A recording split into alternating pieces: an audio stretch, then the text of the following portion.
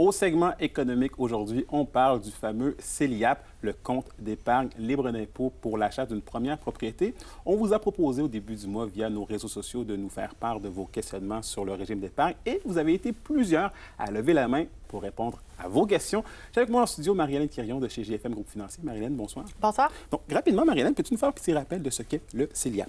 Oui, bien sûr. En fait, le CELIAP, compte d'épargne libre d'impôt pour l'achat d'une première propriété, son nom le dit, c'est offert aux personnes qui répondent à la définition d'acheteur de première propriété.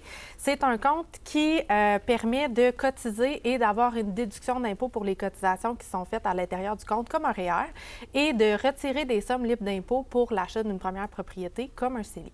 Donc, c'est 8 000 de droits de cotisation par année qui commencent à s'accumuler à l'ouverture du compte et 40 000 à vie qui peuvent être cotisés dans le compte. Parfait. Une fois que ça s'est dit, on a une première question de Rémi Delassard qui demande « Est-il avantageux de combiner le CELIAP avec le RAP, régime d'accession à la propriété? » Oui, effectivement. En fait, les deux n'ont pas les mêmes caractéristiques, donc c'est pas rare qu'on va combiner les deux pour maximiser la mise de fonds. Le RAP, c'est en fait, concrètement, c'est un programme qui permet de retirer de l'argent du REER libre d'impôt pour l'achat de sa première propriété. C'est 60 000 qu'on peut retirer là, individuellement libre d'impôt. Donc, si on est un couple, c'est 120 000 qu'on peut retirer, à condition qu'on remette les sommes dans le REER sur une période de 15 ans. Donc, c'est une stratégie qui existe depuis plusieurs années.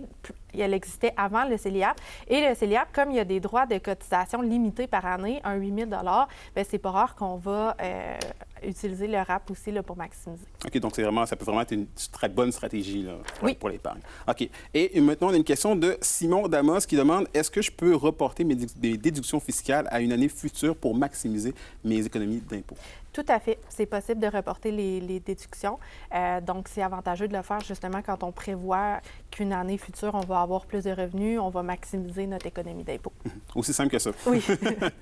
Et on a Elisa de Palmera qui demande « Est-ce que cela m'empêche d'utiliser le CELIAP si mon conjoint est déjà propriétaire et puis-je continuer à cotiser au CELIAP si je déménage dans une maison appartenant à mon conjoint? » Oui, en fait, cette question-là, ça va dépendre, premièrement, est-ce que le CELIAP était déjà ouvert avant le début de l'union? Quand je parle d'union, je parle de conjoint de fait ou de personnes mariées, parce que si le CELIAP était déjà ouvert et que notre conjoint est propriétaire, on peut généralement continuer de profiter des avantages du CELIAP. Ce qu'il faut savoir au CELIAP, c'est qu'il y a des critères d'admissibilité à l'ouverture du compte, puis au retrait, puis les critères ne sont pas tout à fait les mêmes.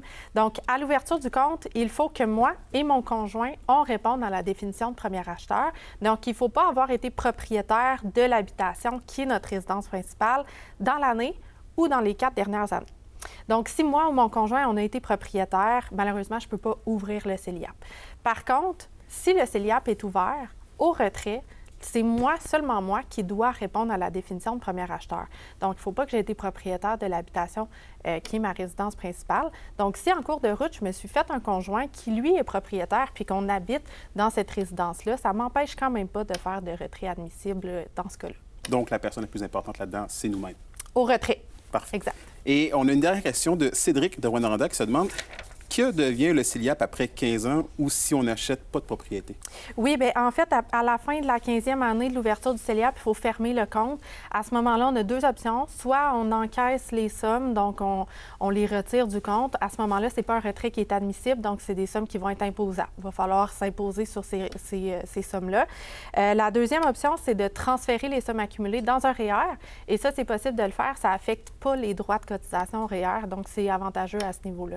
Marie-Hélène, encore une fois, merci beaucoup pour tes éclaircissements. Je rappelle que tu es conseillère, entre autres conseillère en sécurité financière chez GFM Groupe Financier. Merci beaucoup. Merci.